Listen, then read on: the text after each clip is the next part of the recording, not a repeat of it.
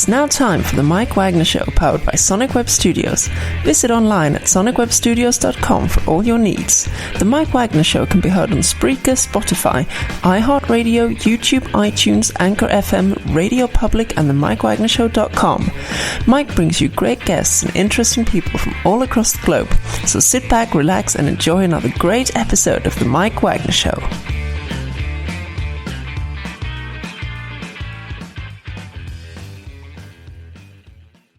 Hey everybody, it's Mike from the Mike Wagner Show, powered by Sonic Web Studios. Visit online at sonicwebstudios.com for all your needs. Look at a professional website without breaking your budget. Sonic Web Studios is the answer. Sonic Web Studios offers fast, affordable custom web designs at below the competition way. Call today at 1-800-303-3960. That's 1-800-303-3960. Or email to support@sonicwebstudios.com. Mention the Mike Wagner Show, get 10% off your first order. Sonic Web Studios, take your image to the next level. Also, the Mike Wagner Show can be heard on the MikeWagnerShow.com. You can check our Facebook page at facebook.com/the Mike Wagner Show. You can download and listen on Facebook, SoundCloud, Spreaker, Spotify, and iHeartRadio. Also on Anchor FM, Radio Public, iTunes, Google Play, Apple, and over 25 podcast platforms. Take the Mike Wagner Show with you on any mobile device. Subscribe to the Mike Wagner Show on the YouTube channel. Also follow the Mike Wagner Show on Instagram and Twitter today. We're here with a wonderful gentleman who is currently living in the Ohio area and spent some time in West Virginia. He's a businessman, entrepreneur, traveler, worked in construction, small business owner. He was also an instructional writer, also real estate developer, corporate executive, and he's currently the author of Beyond the Higher Ground, which is about working in construction of a prison in Appalachians and discovering something that has been going on for quite some time. And we're going to talk about what is the Southwest Virginia drug crisis as well, too, and what's discovered as well, too. This is his first novel. It's based off his experiences building a prison in West Virginia. It's gotten some great reviews, and he's looking forward to writing another novel. And Beyond the Higher Ground, ladies and gentlemen, live from the Ohio, West Virginia area where it's almost heaven, Thomas Brigger. Thomas, good morning, good afternoon, good evening. Thanks for joining us today. Hello, Mike.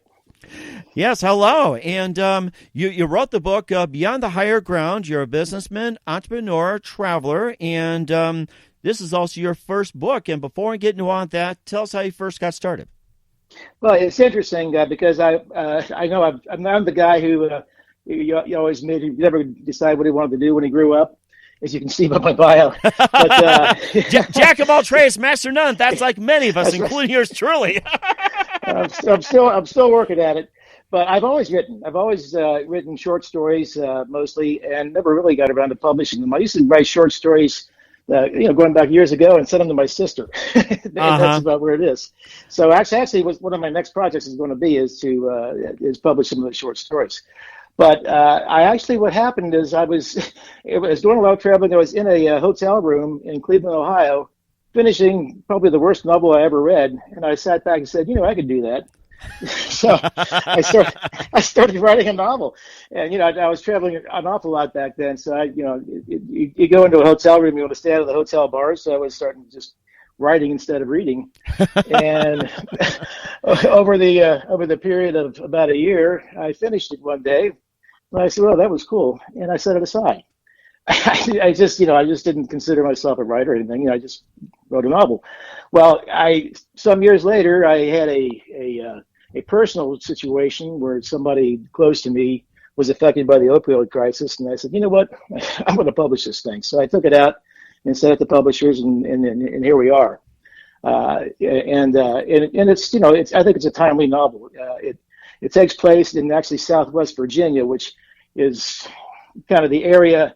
It's hit worse with this opioid crisis because of the poverty and because of just lack of work and so forth down there. And it's a sad thing if you get down in the experience that I had in that area, actually seeing entire families hooked on drugs. It's sad. Mm-hmm. So I kind of wanted to draw attention to the opioid crisis in rural America. And I think the problem that so many of us have is we think of opioids, heroin, and so forth as being something that happens in big cities, with big drug pushers. And living right here in Ohio, I can tell you, it really has crept into the rural areas, and it's a ripe market for these cartels. Mm-hmm. So, but go ahead. No, go ahead. No, go ahead. What I didn't want to do is write an expose, because it's a wonderful area, it's wonderful people. They're afflicted by something they didn't deserve. Uh-huh. So I wrote the novel about a man's struggle to get over personal tragedies, and he's tasked with building this prison on top of a mountain in Southwest Virginia, in a rural area, and he sees this as his way of restarting his life. His wife has passed away, he had a horrible childhood, a lot of things happened to him. But once he gets into there, he comes across an awful lot of difficulties. He rents a house on the side of the mountain where the prison's going to be built, and things start happening to him right away. He's harassed constantly. Somebody blows up a gas can in his yard, somebody shoots through his window, and he pretty well figures out that somebody wants him to get out of that house and get out of the area. Really? Yeah. And is it because he exposed the opioids and the drug abuse in that area, or was it something he might have said that might have ticked him off or something? Yeah, well, he stuck his nose where he shouldn't have done it. He moved into a house that somebody else wanted for particular reasons, and that's in the book. Uh-huh. And the person who wants it comes from a long line, a very noble line of moonshiners in the area, over 100 years of moonshiners, and he was the one who turned it around to being dope dealers. So, wow. And that's happens a lot. Uh-huh. So then what happens to him, though, is his prison construction site suddenly becomes a vehicle, a drop-off site for drugs. So what's happening is smuggling drugs through the prison and distributing them, a little bit at a time. And that really happens. I've actually seen that happen, because when you have a large construction site, there's a lot of activity, a lot of material is moving in and out, in crates and so forth. Very hard to track anything. Mm-hmm. And what they do is they'll move these things in fairly large quantities, and they go out in lunch pails and toolboxes and whatever. Wow. And that's really how the book goes along, and it gets into a very suspenseful, a lot of intrigue, a lot of interest, but really pretty well talks about what really happens then and how these drugs actually get into that area.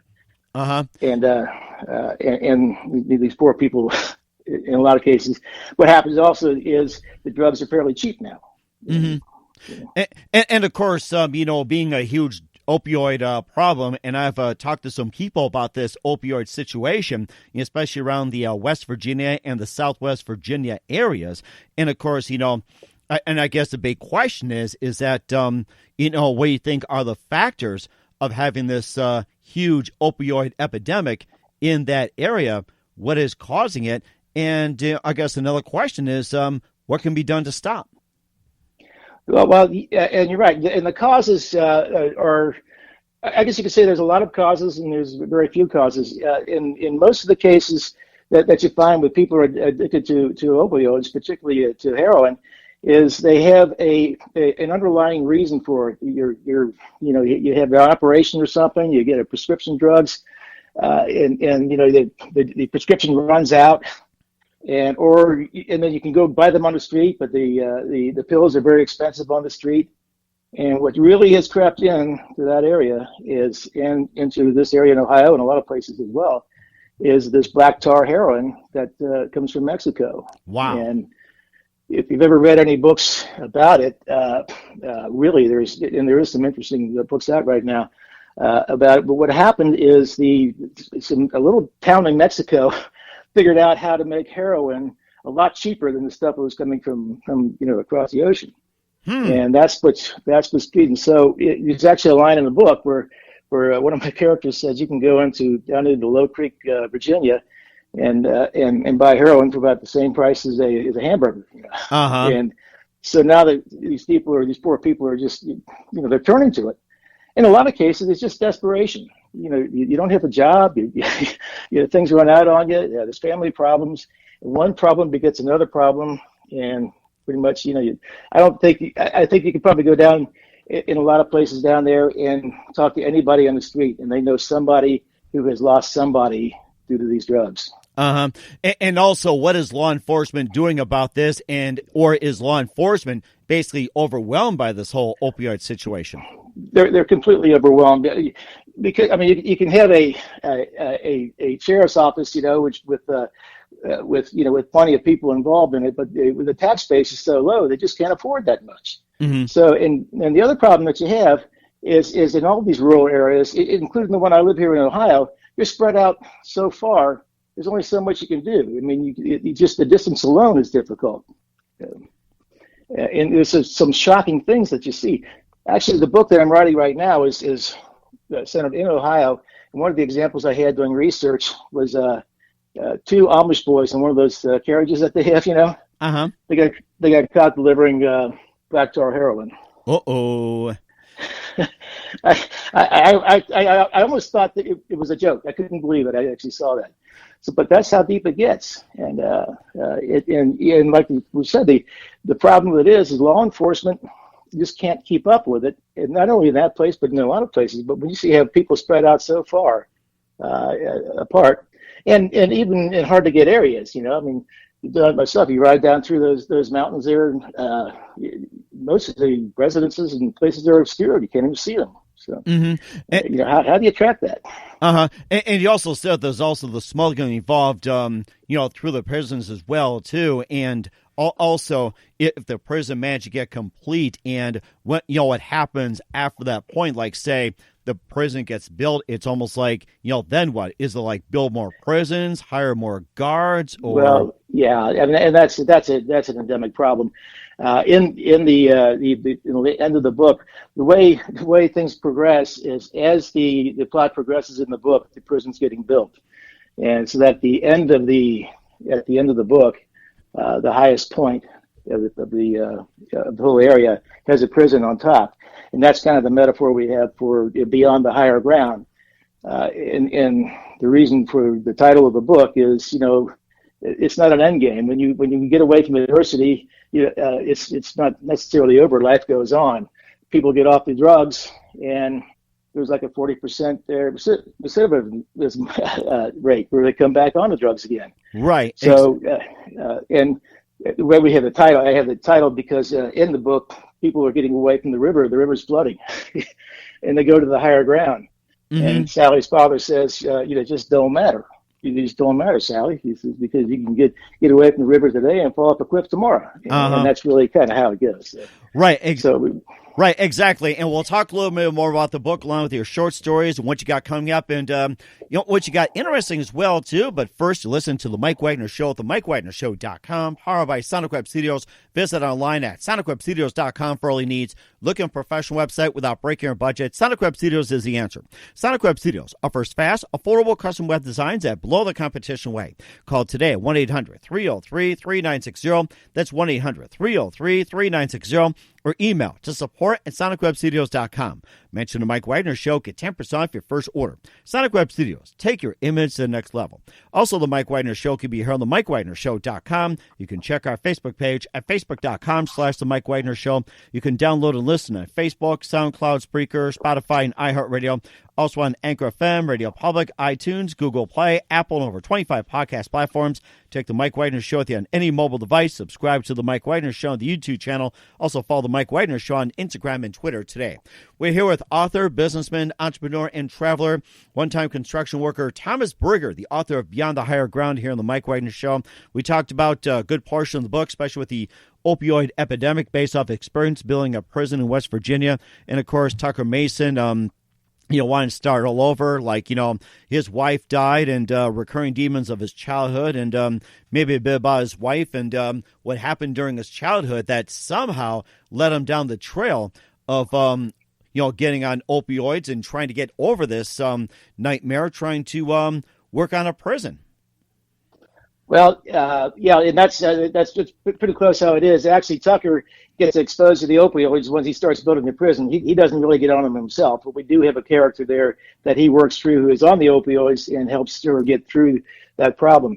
Tucker's childhood, though, was spent with alcoholic parents, and the burden that he carries with him is the feeling that he was responsible for his brother's death when he was 7 years old, and he carried that all his life. But Tucker had a redemption when he got married, and he was able to talk that through, and he got over it. And then his wife was killed. So that's the burden that he carries into this, to build this prison. So he buys this, or rents this house on the side of the mountain where the prison is going to be built, and sits back and says, this is where I'm going to restart. It's going to restart my life. But again, that's this higher ground. Once you get to the higher ground, you still got life to live. And that's when he starts running into the people who are managing this drug trade. Not only the people who are trying to get him out of his house, but the cartel that is actually smuggling drugs through his construction site and sending them out. And those people are really brutal. And there are some brutal scenes in the book about how they treat each other and how they treat the people that deal with them. And also too, this is also going a lot, similar stories throughout the West Virginia and in the Virginia area. And is this like the biggest area for opioids, or is this like other areas like, say, New York, Los Angeles, Chicago, or is this like the opioid capital for like the West Virginia and Southwest Virginia area? Well, actually, Southwest Virginia and West Virginia, in that whole area, including where I am right now in Ohio, is pretty much the center point. A lot of it comes through Ohio, right to a few miles from where I'm standing right now. And the reason being is the interstates make it so easy to get through here to get to other areas. So it's a good place to stop off and drop something in the area. So that's why really you get down into these other markets. When you look at the rural areas, it's a ripe market for the cartels, because there's no mechanism set up to prevent it. Big cities have narcotics divisions and so forth. These sheriff's offices don't have that. They don't even close to it. If we found something here in Ohio, where I am in Waynesville, in Waynesville is south of Dayton and north of the cornfield. If we had something here, the DEA has an office in Columbus. It's 60 miles away, and probably is undermanned. So that's really it's a great market for them to come in and take over, and that's really in the book. We actually have a contractor for the cartel who is run by a woman who is very smart and very efficient and very ruthless, and probably is reflective of so much of the people who are involved in that business. So, right, and she was so ruthless. I'm putting her in my next book too. So. And what is the main message you want your readers to take from this book? Number one is that it's getting away from adversity is not an end game. It's you're just taking your next step. I wanted to expose and have some sensitivity to the opioid crisis in that area. And I also wanted to get the human side of it, and just the expression that we all have. We all have that sense of wanting to get away from things that are bad. Somebody wants to get off the drugs. Somebody wants to get over a death of somebody. So you find a way to get past the adversity. You move to the higher ground. But moving to the higher ground just means life goes on. It means you escape something. We keep going on. It's just not an end game. Right. Life goes on. Right, exactly. We'll talk about your upcoming book in just a minute and some of your ventures, but first listen to The Mike Wagner Show at themikewagnershow.com, powered by Sonic Web Studios. Visit online at sonicwebstudios.com for all your needs. Look at a professional website without breaking your budget. Sonic Web Studios is the answer. Sonic Web Studios offers fast, affordable custom web designs that blow the competition away. Call today, 1-800-303-3960. That's 1-800-303-3960. Or email to support@sonicwebstudios.com. Mention the Mike Wagner Show. Get 10% off your first order. Sonic Web Studios. Take your image to the next level. Also, the Mike Wagner Show can be heard on the MikeWagnerShow.com. You can check our Facebook page at Facebook.com/The Mike Wagner Show. You can download and listen on Facebook, SoundCloud, Spreaker, Spotify, and iHeartRadio, over 25 podcast platforms. Take the Mike Wagner Show on any mobile device. Subscribe to the Mike Wagner Show on the YouTube channel. Also follow the Mike Wagner Show on Instagram and Twitter today. We're here with author Thomas Brigger of Beyond the Higher Ground here on the Mike Wagner Show, talking about his book and the opioid epidemic in West Virginia and all the stories that go on with it. And from this first novel, that an instructor had said that potentially you become one of the greater writers of this century, and you decide to go on with another book, and you can just tell us more about that one. Well, it's like I said, I live in Ohio, and I can see this going on. I moved here. I grew up in Ohio originally in the Cincinnati area, and then I spent quite a few years on the East Coast and came back, and I was a little bit shocked to see, especially coming into kind of a rural area where I'm at right now, a little shocked to see just how intense this opioid crisis is here. I wasn't surprised about it in Philadelphia, but I was shocked to come back and see how that's going on. So I thought, here's another place, the same situation that we have in the first book, where you just don't have the law enforcement to prevent these things from happening. Mm-hmm. So I took this book, basically took a small village in Western Ohio, in the rural area of Western Ohio. And it's about a police chief who's about to retire. They're going to close the police department and let the sheriff's office take over, which happens a lot with these small villages. Mm-hmm. And a village in Ohio is basically depends on how many voters there are. So that's why they call it a village. It's not quite a town. It sounds like most places, especially where I am at, it's like you shut down a police station, sheriff takes over, and then next thing you know, state police take over. It's getting quite common in some rural areas. So it's like, it's not surprising. You're right. It's almost like another epidemic happening in America as well, too. It's like police station shuts down, sheriff takes over, the next thing you know, it's the state police. Yep, absolutely. And really all you're doing is just spreading it out, making it thinner than it was before. So what we have with this, as he's trying to close out and just move to the next part of his life, things happen. There's a drug dealer, a very sophisticated drug situation going on. There's a murder. One of his citizens in the village is beaten up pretty badly, and then she's accused of the murder. And he's trying to track this murder down. He's helping this lady who is actually a friend of his. She comes out of the hospital. She's suffering from PTSD, and so is he from his Vietnam days. And what happens to so many men when they go to retire, after so many years, they leave the war, and then things get in front of, the memories. They raise a family, they have a career, and then as the family grows up and the career goes away, the war comes back to them. So he's suffering from PTSD, and she is, and the two of them help each other get through it. Well, he's trying to help her get over the murder charge, and she's trying to help him sleep at night. And when can we expect the new novel coming out? I haven't. I'm hoping to have it out by the third quarter or so. Okay. Of this year.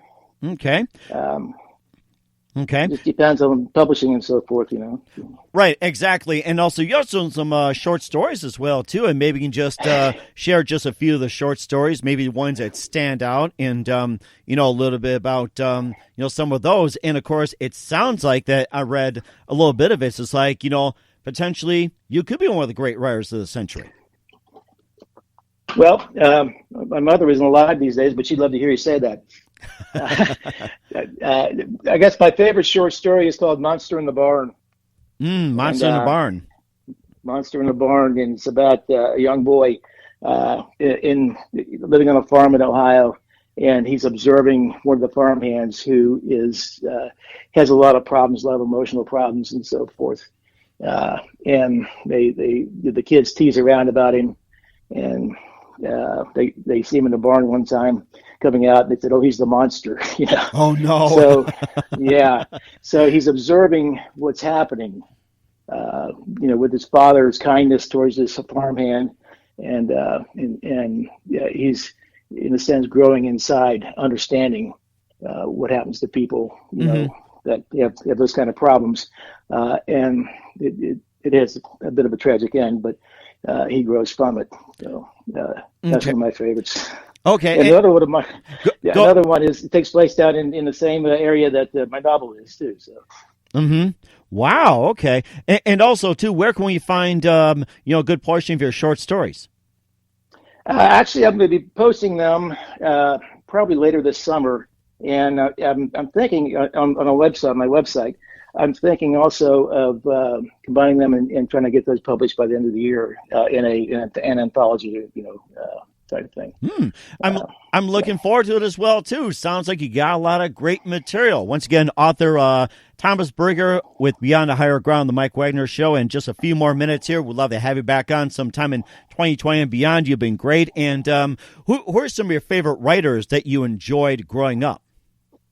Well, growing up, it's kind of funny, which a lot of people think is heavy stuff, but William Faulkner was one that I always followed, and Ernest Hemingway. Currently, right now, I think John Grisham is a good storyteller. David Baldacci, so they all had an influence on how I write. John Irving is another one. Okay. Good storyteller. And what are your thoughts on Stephen King? I like Stephen King. He's a good storyteller. He's great with suspense, and he's a good writer. He's successful. I'm not always in love with his style. It gets a little dry sometimes, but he's done a good job. He's still writing too. And it sounds like it as well too. And what are some of your favorite books that you enjoyed reading?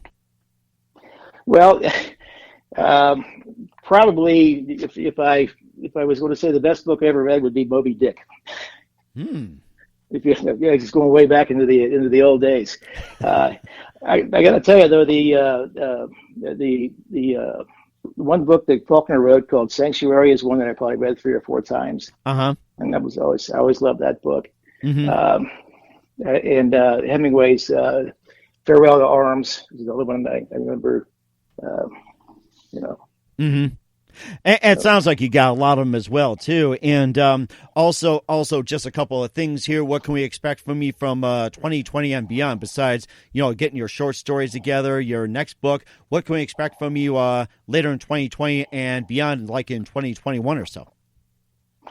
Well, I'm going to keep writing. I think I finally figured out what I want to do in life. So I'm going to keep writing. In probably another novel. Okay. As a matter of fact, I'm thinking of one right now. Oh, really? Okay, I guess we just heard right here on the Mike Wagner Show you're about to write another novel. So that's a good thing. So keep us up to date on that one. So, this is great, Thomas. I just getting some great ideas from you here. And who do you consider biggest influence in your career? For writing, the biggest influence for me, I would have to say would be William Faulkner. William Faulkner, okay. And what's the best advice you can give to anybody at this point? Well, anybody who wants to write, I would say work on your characters. Okay. What I've learned so far in writing is I get the concept in mind where I want to go.